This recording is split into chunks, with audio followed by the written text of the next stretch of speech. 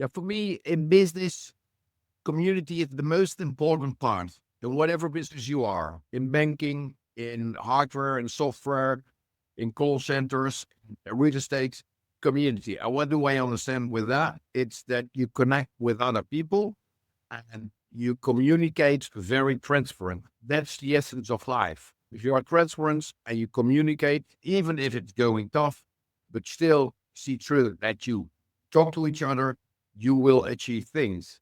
For me, especially in my journey with tribes, when I visited a lot of tribes all over the world, I do understand that community face to face with people is absolutely important to survive in the world and to build and grow the world further than we are now. Yeah. And how do you build it, especially today, right? Because I'm assuming you are also, if I'm not wrong, a remote organization, right? And you're operating in multiple parts of Europe.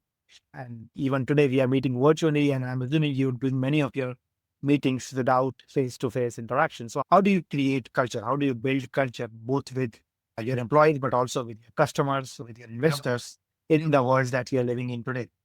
Yeah, for me, it's important to do a lot of face to face conversations. So, not only do with team, that's a possibility team, but that's the second thing. So, of course, it's efficient if you already have a relationship with somebody that you indeed progress further in Teams meetings. But I did travel a lot all over the world because, in that sense, I learned a lot about the different cultures.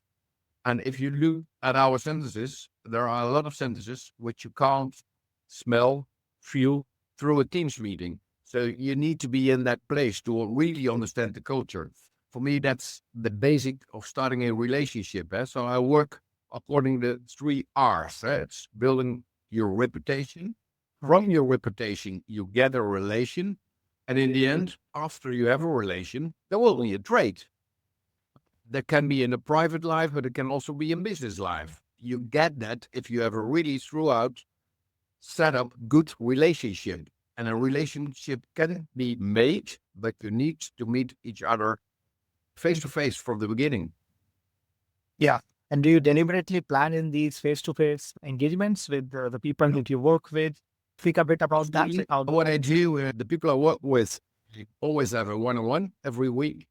That one-on-one is not explicitly about progress, but more about how are you, what are you doing.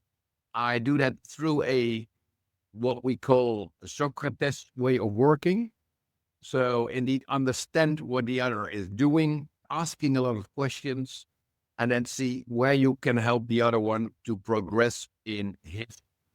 So it's not always that you know everything better, but it's understanding where they are, what they are doing, and how can you help them to progress. Yeah, absolutely.